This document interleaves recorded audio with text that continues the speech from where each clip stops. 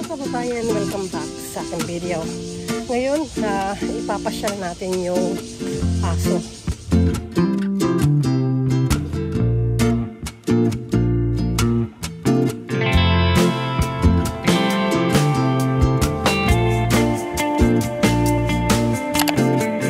Alam nyo ba guys, tuwing pinapasyal ko itong aso, sinasabayan ko na din ng exercise.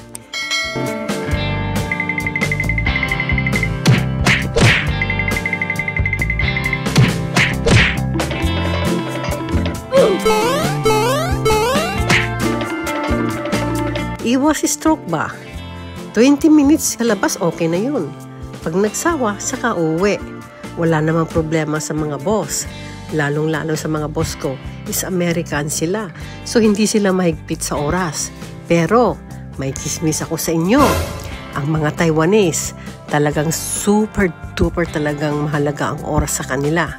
Minsan nga, pagka pinapamili ka ng isang bagay sa palengke o kaya sa supermarket, talagang inuurasan ka. Wag na wag ka makipagchismisan sa mga Pilipina na namimit mo sa palengke o kaya sa supermarket. Otherwise, pagdating mo sa bahay, meron ding amo talagang sinisigawan ka. At merong amo na sasabihin na sige lang makipagkwentuhan ka kasi kababayan mo na, wala namang problema.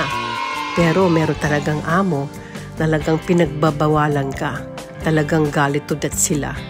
So, ang Taiwanese talagang super mahalaga ang bawat minuto sa kanila.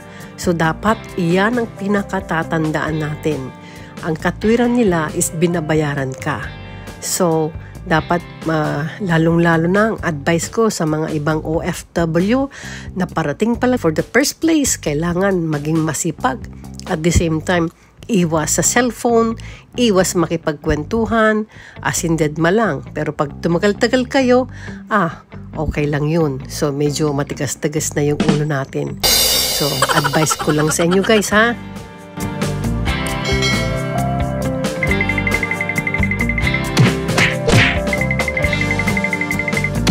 Pero wait lang, parang gusto kong umakyat sa puno.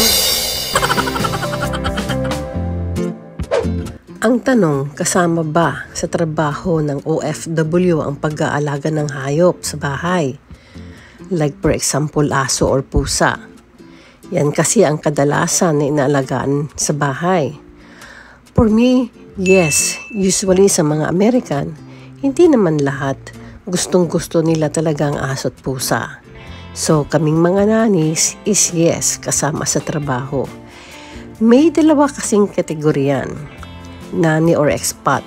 Mamaya ipapaliwanag ko sa iyo ang ibig sabihin ng expat. Nani or caretaker. Okay.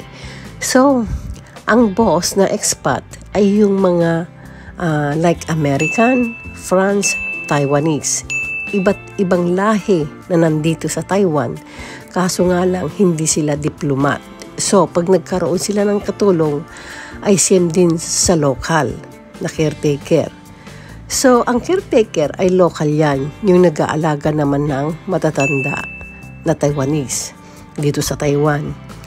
Yung iba, nagrereklamo kung meron silang ipapagawa ng amo sa kanila, like for example, ilabas ang aso, alagaan ang aso, or paglulutuin sila, paglilinisin, dahil iyan ay nakasaad sa kontrak, ay matanda nga lang. Yung iba nagrereklamo to the max talaga na ayaw ng ibang work. So, ibig sabihin, kung anong nasa kontrata, kung matanda lang, is matanda lang ang talaga ang alagaan. Guys, mag-isip-isip tayo. Diyan pumapasok yung termination ng contract.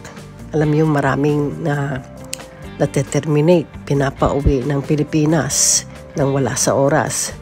Bigyan ko kayo ng tips. Alalahanin ninyo, mahirap sa Pilipinas.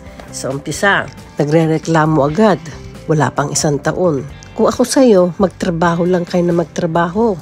And then pag a year, doon lang kayo magreklamo sa mga boss nyo kung kalabisan ang pinapagawa sa inyo. So ngayon, bibigyan ko kayo ng tips.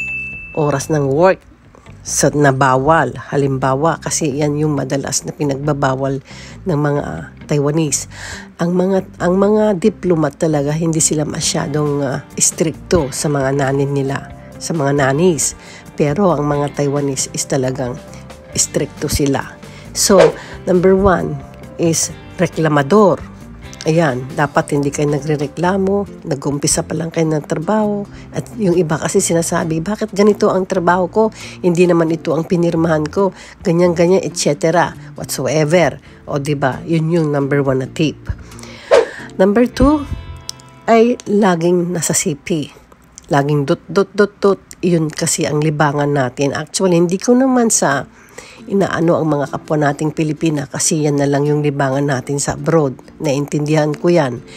Pero sa tamang oras, pagtapos ng trabaho nyo, especially sa gabi, doon kayo magdot, doon kayo mag-cellphone.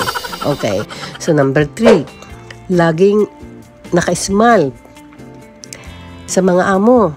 Lalo kahit nainis ka na, naka-smile ka pa rin.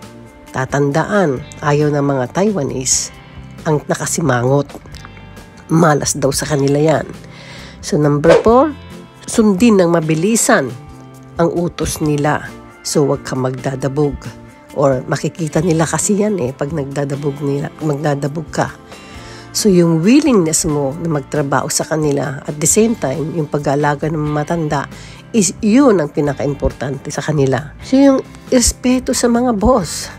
Like for example, magsabi ka ng chawaan and wanaan, yung good morning at good night. Yan, pati sa alaga mo.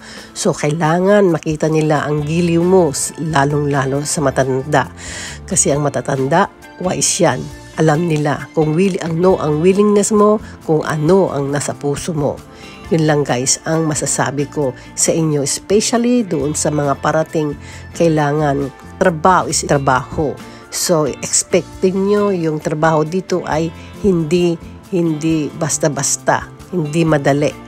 So, ngayon pa lang ay kailangan gawin nyo yung mga tips ko sa inyo.